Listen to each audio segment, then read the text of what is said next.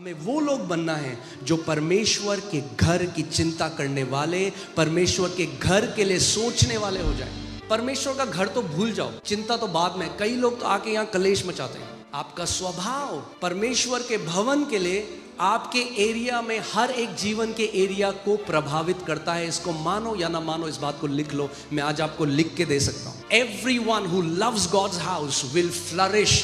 जो कोई परमेश्वर के भवन से, उसके लोगों से, संतों के साथ में आने से प्रेम करता है, वो जीवन में फलता फूलता रहेगा। इसीलिए परमेश्वर का वचन भजन संहिता 92 में भी कहता है, जो यहोवा के भवन में रोपे जाते हैं वो उसके आंगनों में फलते और फूलते रहेंगे। रोपे कौन से लोग जाते हैं? वो नहीं जो हर संडे आते हैं। आपका केवल यहां संडे आना काफी नहीं, किस स्वभाव के साथ आप बैठते हो परमेश्वर उसको देखता है। आपके दिल में जो विचार उठते और बैठते हैं परमेश्वर उसको देखता है। हम लोगों को आप लोगों को समझना है। मैं आपको केवल उदाहरण दे रहा हूं। कोई फैमिली है, मुझे नहीं पता वो पंजाब से आते हैं, कहां से आते हैं, वो हर महीने आके कुछ चावल के कट्टे, कुछ दालें देके चल जाते हैं, क्योंकि कोई सोच रहा है कि यहाँ पर हजारों लोग, करीबन महीने में 40,000 से ज्यादा लोगों को खाना दिया जाए और अच्छा खाना दिया जाए। सो कोई सोच रहा है, कोई चिंता करता है। आपको क्या लगता है परमेश्वर ऐसे बंदे को बढ़ाएगा? नहीं, मैं लिख के दे रहा हूँ, क्या होगा उसमें।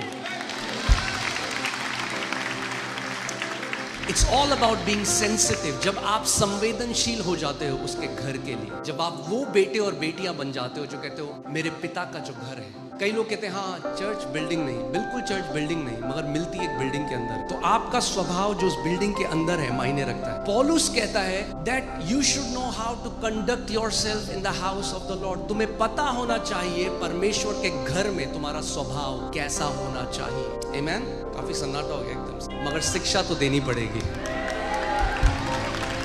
क्योंकि मेरी बात याद रखना, जिस दिन अपना स्वभाव सही कर लोगे, जिस थैली में छेद था वो थैली छोटी पड़ने वाली है। आपने गवाही सुनी उस बहन की, उसने 70 रुपए डाले। शायद आज के टाइम में कोई लोग बोले अरे 70 रुपए क्या होते हैं। किसी ने वो 70 रुपए नहीं देखे।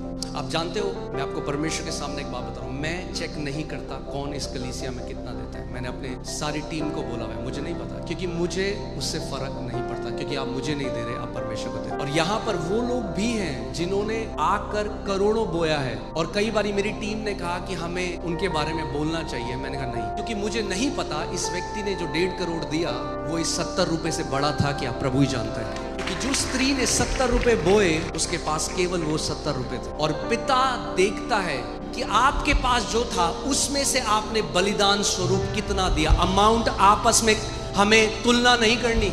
ये